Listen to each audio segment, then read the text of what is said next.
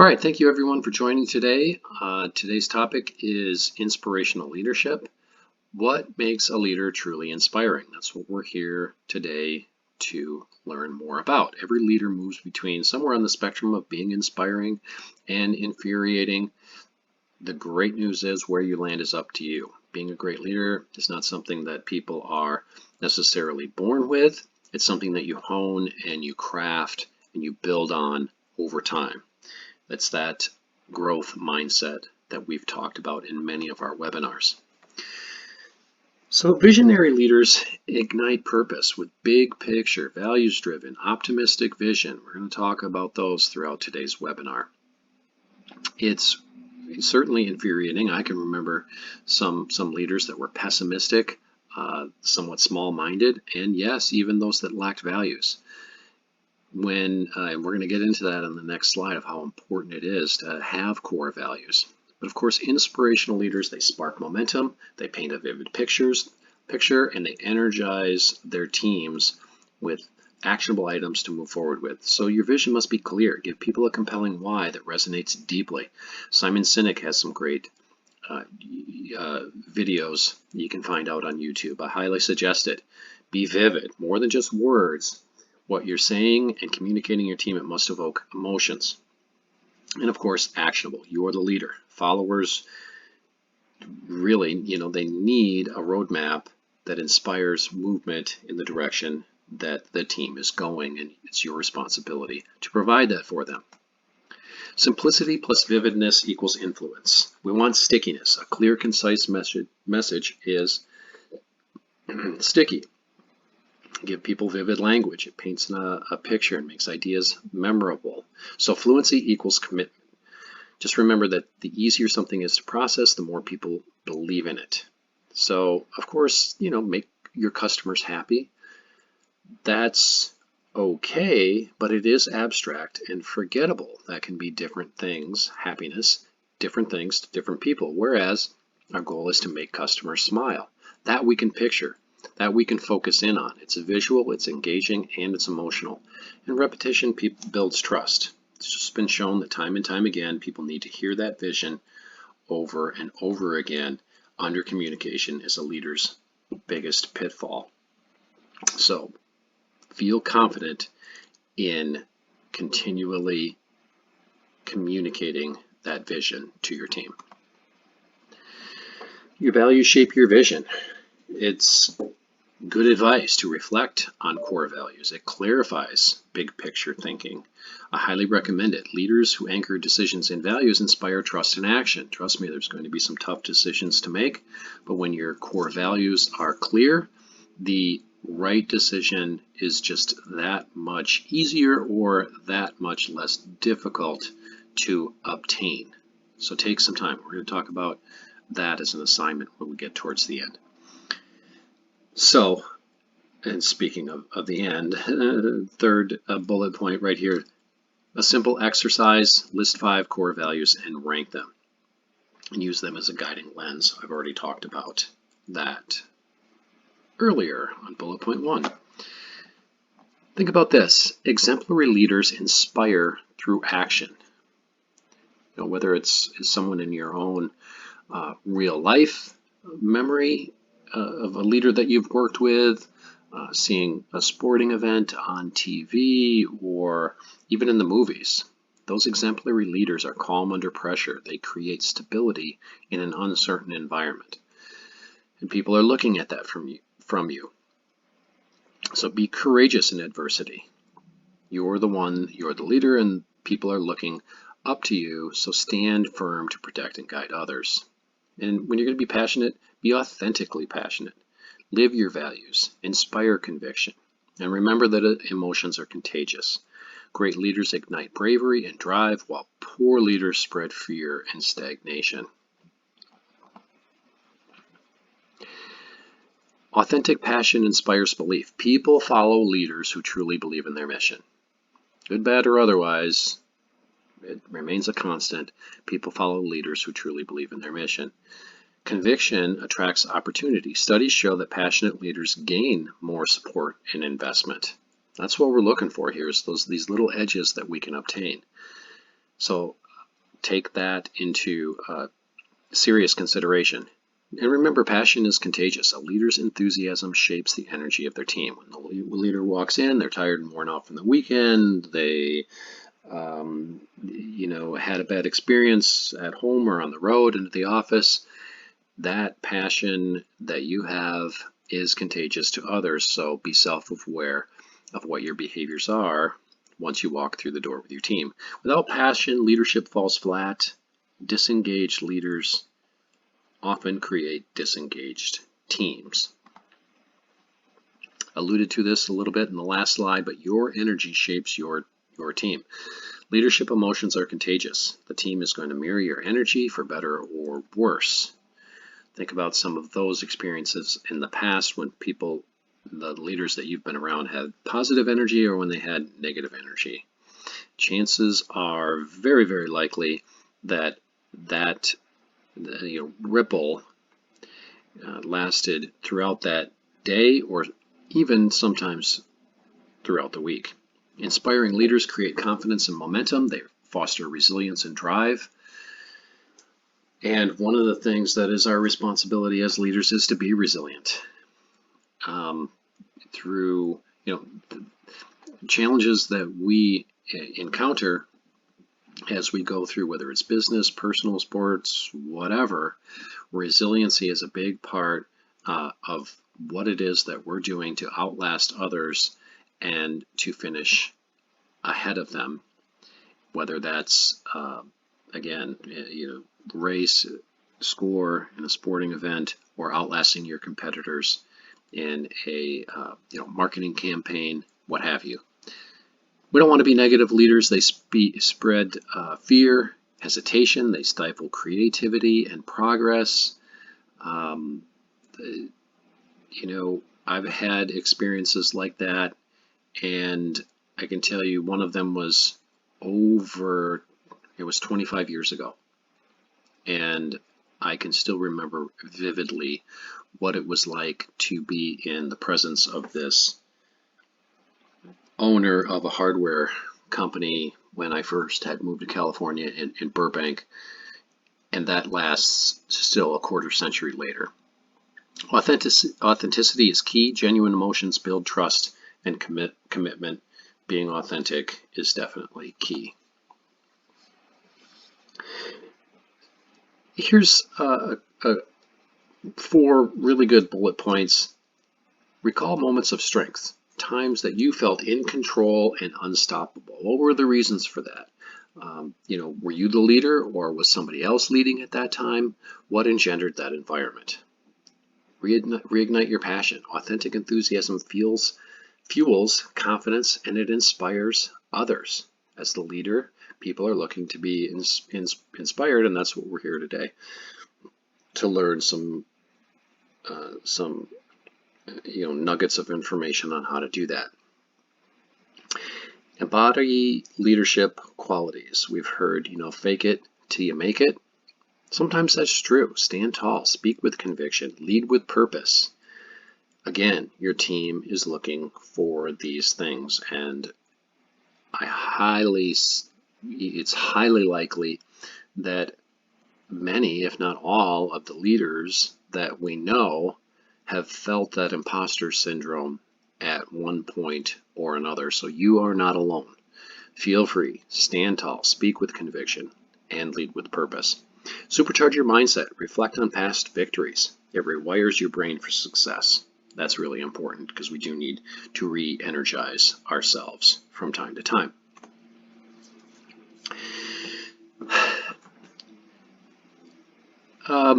We've covered quite a bit of this. Talked a little bit on the outset about infuriating leaders. They ignore, diminish, they control others. No one likes to work for a micromanager. Those people can get results for a period of time, but if I could go back and talk to myself from the year 2000 when I moved out to California, I'd say no matter really what the cost, find somebody different to work for an inspiring leader. That experience set me back many, many years, and I wish I could go back and change it. So I'll leave these other here Actually, we're going to post this out on YouTube, and if you need more time taking notes, please look this video up on YouTube, or perhaps that's where you are reading it right now. The second one, though, before I move on, the quote that's often attributed to Confucius: "Tell me and I will forget, show me and I may remember, involve me and I will understand." I think this is a real important one for leaders. I've heard it more than just a few times. Oh, so-and-so doesn't get it. So-and-so, yeah, they just don't get it. All right, well, as a leader, we have to self-reflect and go, how much time did I spend them? Did I just tell them to go and do something? Did I show them? Or did I really involve them and get them engaged? Because if you're going to talk about somebody and say they just don't get it, but you've only told them and expected them to figure things out, it is very, very likely that that is on you as the leader. We must lead our teams. Empower, elevate, engage. We need to delegate leadership, allow team leaders to be involved, lead meetings, lead initiatives, have important roles. Boost engagement. Research shows that worker-led meetings increase productivity and satisfaction. Get people involved. Some of the most engaging presentations that you will ever see, or take a look at a comedian, right? When they come out on stage, they're asking people, how are you doing? What's going on? How's our energy tonight? They're getting people involved.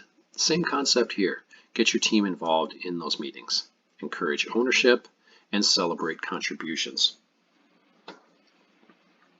Recognition is a continually, time and time again, we've done employee surveys, and employee recognition is consistently at the top of not only engagement and being an engaged person within an organization, but job satisfaction and tenure length.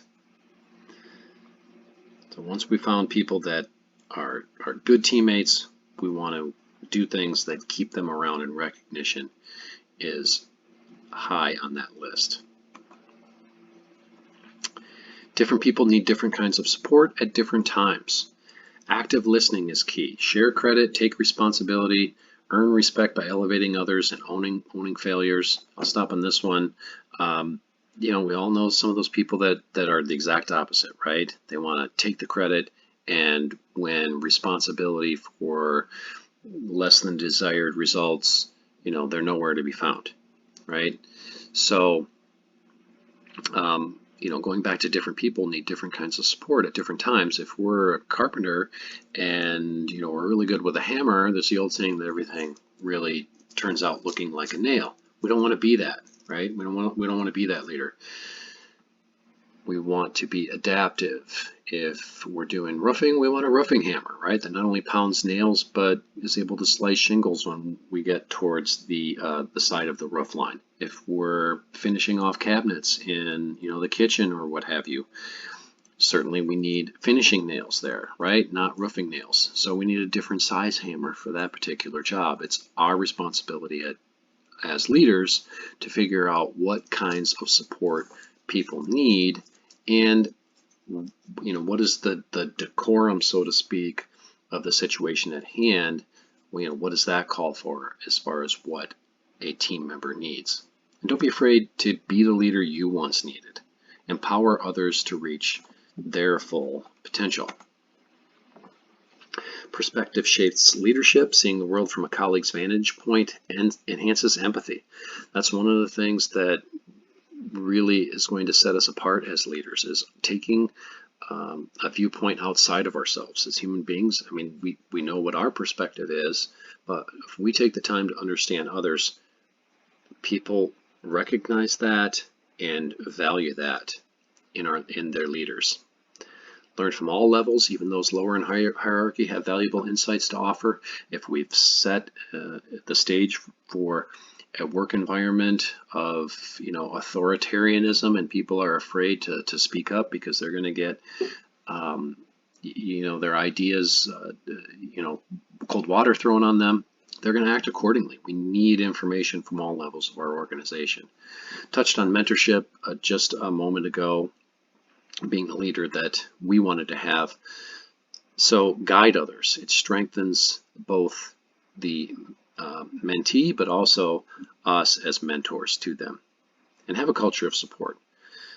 Inspire a circle of learning and development. Your organizations are going to need it, or they're not necessarily good organizations, or in the small and lower middle market, small business owners need to have learning of not only the operations and the processes of the business itself, but teaching people how to be leaders so that the owners can step away and be able to actually harvest the value that they've spent sometimes a lifetime building.